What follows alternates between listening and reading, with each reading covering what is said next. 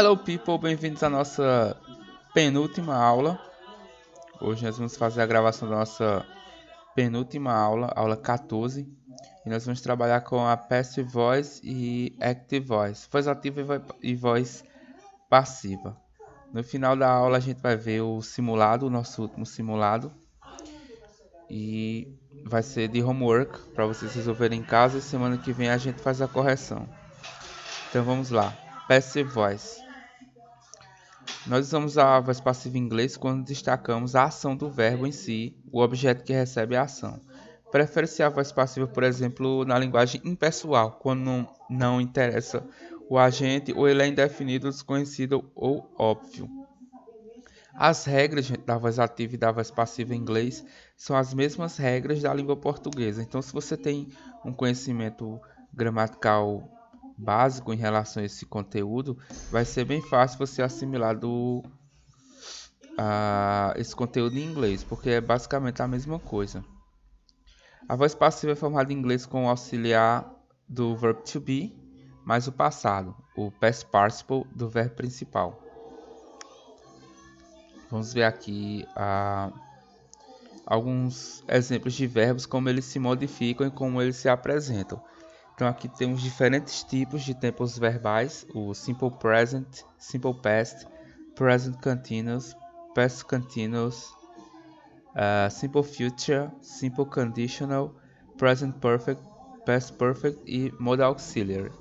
Nessa coluna do meio nós temos a voz ativa e na última coluna, na terceira coluna, a gente tem a voz passiva. Como que os verbos se comportam tanto na voz ativa quanto na voz passiva em cada um dos tempos verbais. Presente simples, passado simples, presente contínuo, passado contínuo, futuro simples, futuro condicional, o presente perfeito, passado perfeito e os modais. Os verbos auxiliares, os verbos modais sendo utilizados como auxiliaries. Então nós temos o verbo take, na voz ativa. Na voz passiva ela se transforma com a ajuda, né, do verbo to be, is ou are, e o verbo no past participle. Outro ponto interessante que você deve saber, que você deve lembrar, é justamente qual a posição dos verbos, qual a formação dos verbos no past participle, porque alguns se modificam, outros permanecem o mesmo.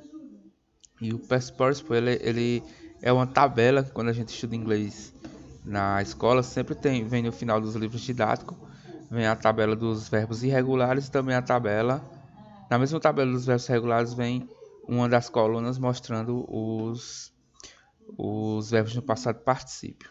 Então, aqui no presente, o verbo to be vai se apresentar na voz passiva como is e are. No passado, ele vai se apresentar como was ou were. É o mesmo verbo to be, só que está no passado. Notem que foi utilizado apenas um verbo como exemplo para facilitar na compreensão, que é o verbo take, que pode significar levar, às vezes pegar. O verbo take ele tem muitos usos, muitos significados, mas um dos principais é levar, take. Segundo tempo verbal, o passado de take é took, na voz ativa. E na voz passiva, was or were taken. No present continuous, I'm, is ou are taken, I'm, is, are being taken.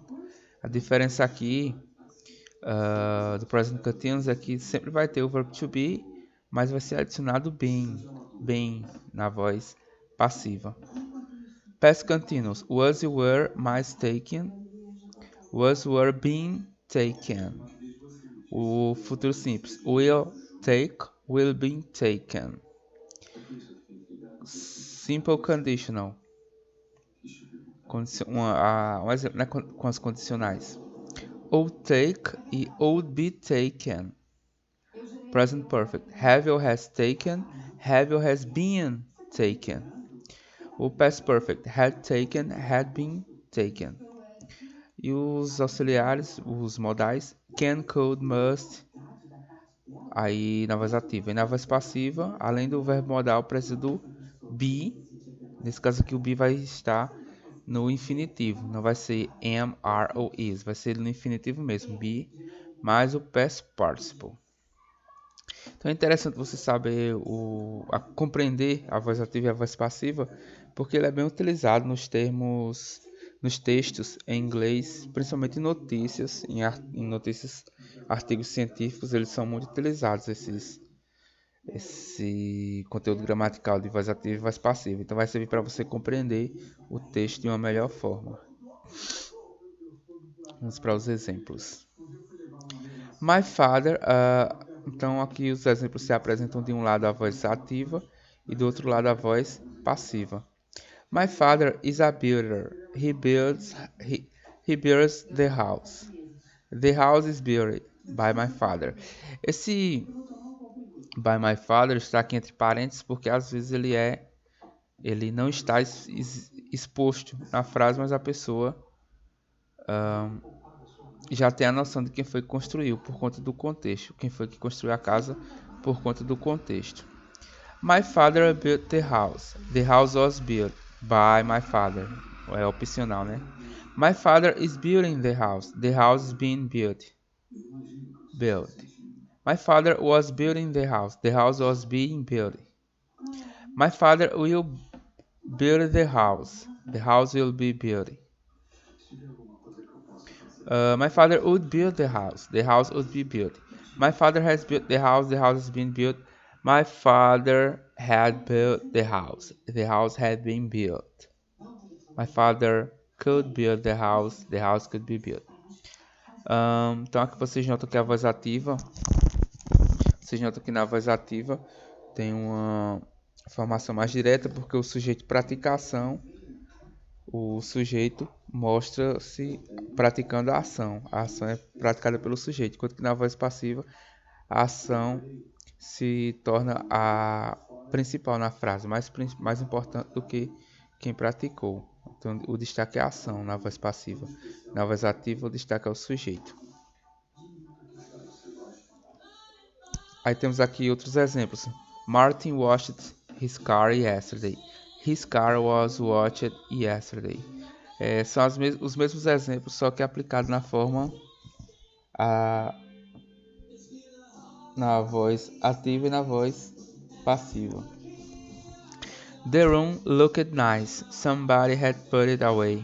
It had been put away. E nessa aqui é interessante observar, The room looked nice.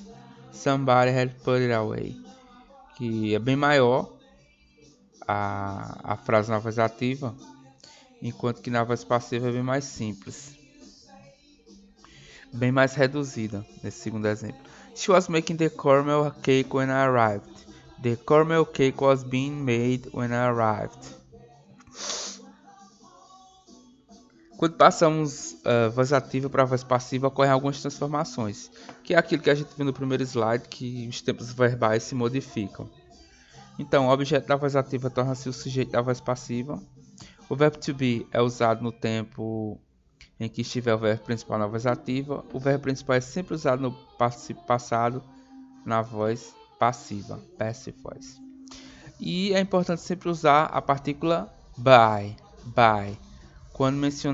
quando é mencionado o executor da ação. Essa palavrinha by, ela é muito vista nas redes sociais, em produções artísticas, até mesmo em lojas. As pessoas colocam by, 2 pontos, e o nome da pessoa. By Maria, by Carolina, by João. Esse by significa por, P-O-R. Então é made by Maria, feito por Maria. E ele também serve como apoio para a voz passiva, para mencionar quem foi que praticou a ação. Susan is cooking dinner. Dinner is being cooked by Susan. Aqui a gente vê exemplos com a aplicação do by. Anyone can plant a tree. A tree can be planted by anyone.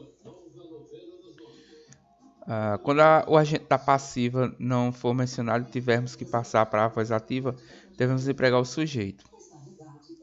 Voz ativa. Those chips were destroyed. Somebody destroyed those chips. Ok, gente, aqui são algumas estruturas que não é importante vocês saberem. O que é mais importante é vocês saberem em relação a como que é formado e que as regras gramaticais da língua portuguesa são as mesmas da língua inglesa. De homework eu vou trazer para vocês esse simulado com 10 questões, estilo Enem mesmo, usando os textos são em inglês, uns textos bem variados e com diversos gêneros, e as perguntas em português, com enunciado em português, ok? Então vocês vão tentar respondê-las. Quando for na próxima aula, a gente encerra com uma revisão geral e também com a correção desse simulado. Goodbye e até a próxima aula.